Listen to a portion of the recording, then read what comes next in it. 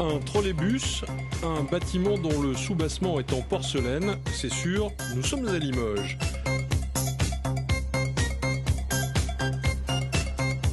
En entrée de ville, à la Batide, le bailleur social Noalis a suivi l'idée de l'architecte. Alors c'est venu le plus naturellement du monde, parce qu'on est à Limoges. Et ça peut paraître cliché, mais la question du soubassement se posait assez vite. Et donc on a naturellement pensé à la porcelaine. Tout d'abord en pensant au pavillon du Verdurier, jusqu'à ce qu'on découvre que le pavillon du Verdurier, c'était pas de la porcelaine, c'était du grès. Et donc on s'est quand même dit, bon, on va quand même le développer en porcelaine. Et c'est comme ça que l'idée est venue et qu'on a déposé le permis avec de la porcelaine et qu'ensuite on a développé le projet avec ce matériau. Et quand on se retrouve à diriger ce type de construction, la première question qui vient est... Est-ce que ça va tenir ?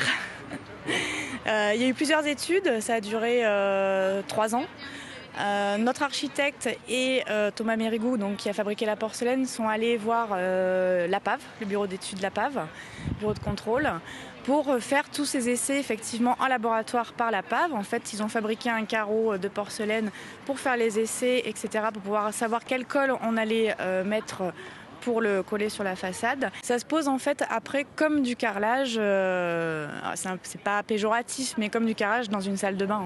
Et il y a un avis technique qui a été sorti pour cette façon de faire en fait, qui est unique en France et je pense, si je ne me trompe pas, dans le monde. Unique et déjà repéré, le bâtiment Limougeot suscite des envies. Les caractéristiques mécaniques de ce produit en font un matériau exceptionnel. Donc ils disent il faudrait faire une tour à Dubaï avec. Enfin voilà.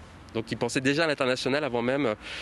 Donc oui, nous effectivement, on a dans l'idée on a déjà 2 projets à La Rochelle où on a prévu de le mettre. La première fois, on était plutôt assez étonnés parce que c'est vrai qu'on pense pas dans un premier temps architecture et porcelaine de Limoges ou urbanisme et porcelaine de Limoges.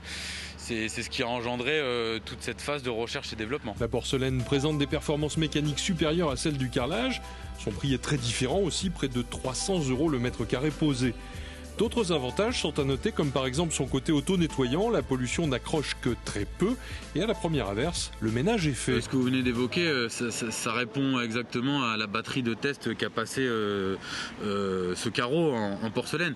Donc on n'avait pas de crainte à son avenir et à sa fonction première de soubassement, puisque toutes les cases avaient été cochées au vert. Et si le succès se confirme, le porcelainier est prêt à fournir, et en grande quantité. La machine est prête, les moules sont faits, le produit est devenu un standard, donc non, il n'y a aucune contrainte par rapport à ça.